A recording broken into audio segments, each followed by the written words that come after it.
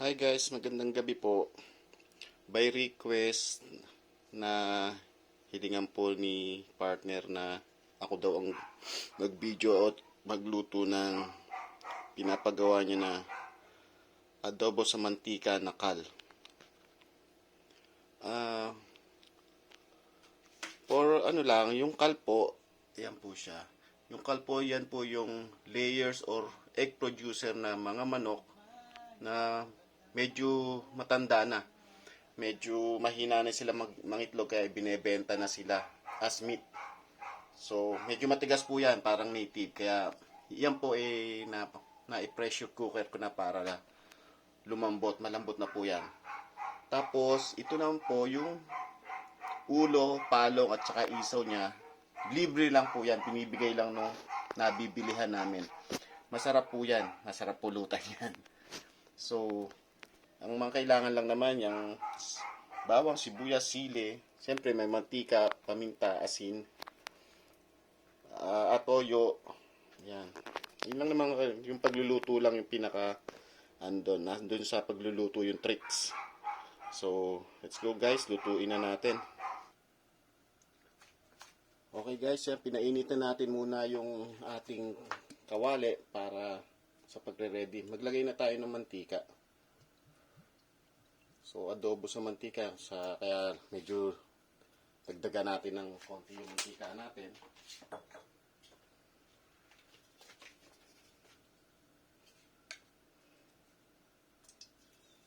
Hindi pa masyadong mainit. Hintayin natin uminit ang gusto yung ating mantika para mas maganda resulta. Okay. Mainit na yan. Tingnan natin yung ating bawang.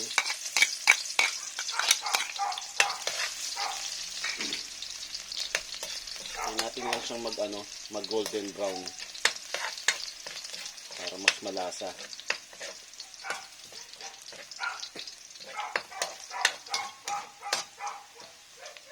Medyo ligis-ligisin nyo para kumata siya.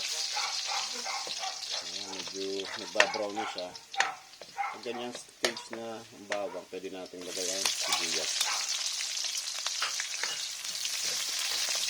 Sa atin namang mga Pinoy, simple lang ang adobo. Kaya lang, nakakatalo lang talaga yan sa paano niluluto. Kanya-kanya kasi paraan, iba-iba. Yung iba, sama-sama together na. Paglabas, adobo pa rin naman yun.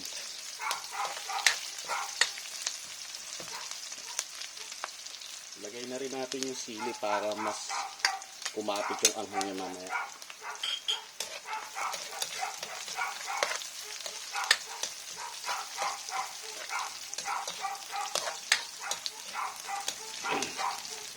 Ayan. Kaya lang natin mag-brown ng konti yung sibuyas. Naluto na gusto. Pasensya na kayo dun sa asong kapitbahay namin. Ingay guys. Ewan ko, iniwan yata yung kapitbahay. May-ari. Nagwawala siyang maigi. Pero never mind na lang guys. Huwag nyo nang pansin yung aso. Wala akong magawa eh. Kahit nakakaaway aso. Iniwan talaga nila. Ayan yan guys. Pag ganyan na, pwede na yung sama na natin yung mga laman. Unahin na natin yung kal talaga. Yung kal.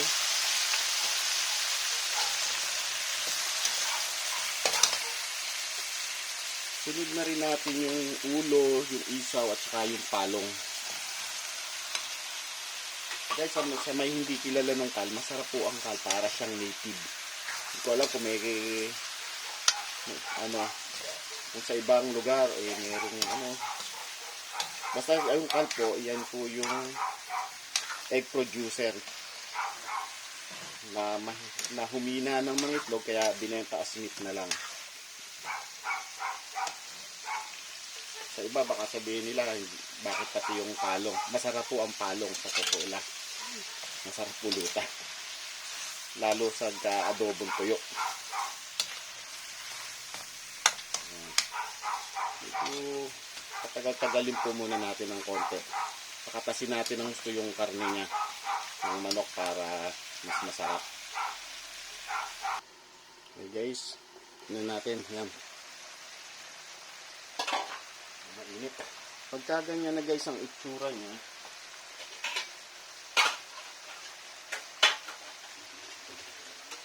pwede na nating ilagay yung naging sabaw niya nung pinalambot para mas malasa.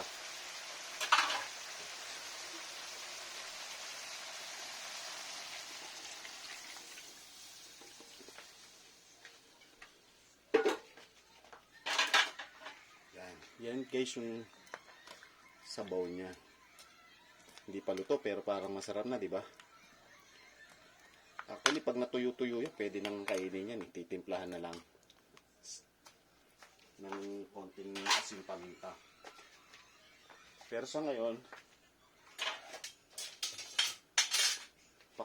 patutuyuan natin yan ng ganyan. Bago natin lagyan ng toyo at suka ng mga panimpla. Para mas masarap, para mas sipsipin ng laman yung katas ng manok. Okay, takpan muna natin uli. Hintayin natin kumulo at matuyaw ng konti. Yan guys, kumukulo na. Wow, ang sarap na.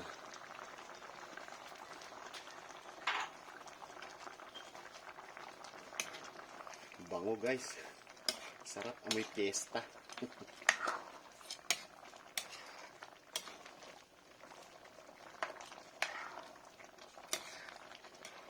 Tuyuin pa natin ng konti para ano siya. Mas masarap siya pagka medyo nagmamantika na eh.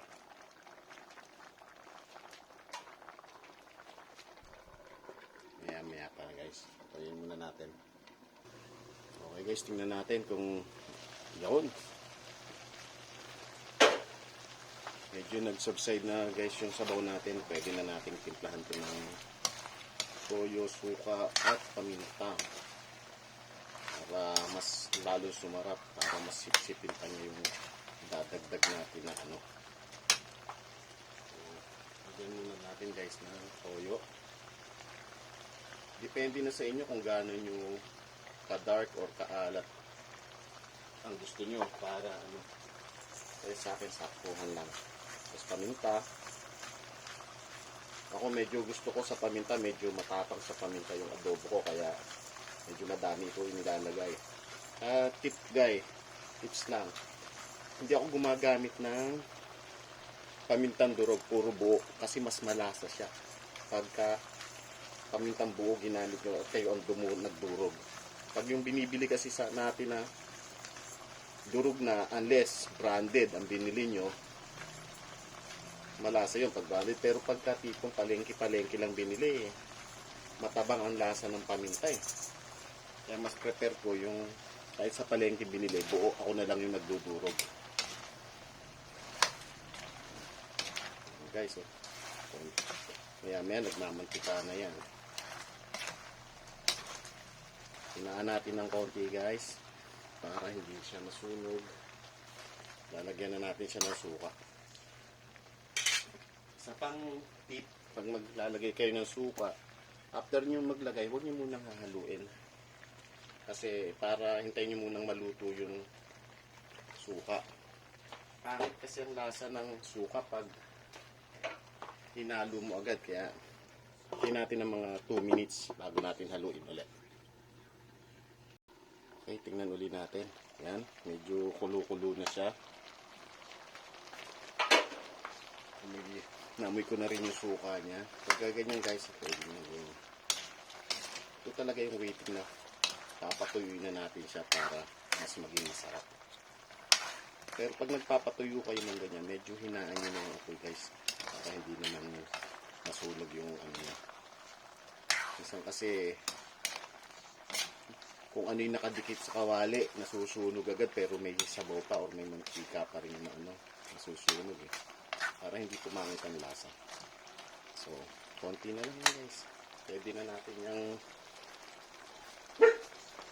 iulam. Okay, hintayin uli natin. Okay guys, tingnan na natin. Tuyo na kasi siya. Yan na yun guys. Nagmamantika na siya. Kita nyo? luto na siya guys. Parang ang sarap, di ba? Sa mga umiinom, masarap itong pulutan. Okay guys, yan na yung ating kal na adobo sa mantika. Okay guys, tikman na natin. Tikman na pala ni partner.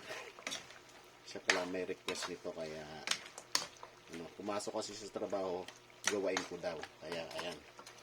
So, siya na bahala ng mag-post nito sa YouTube. Okay guys, please like, share, and subscribe kay partner. Ciao.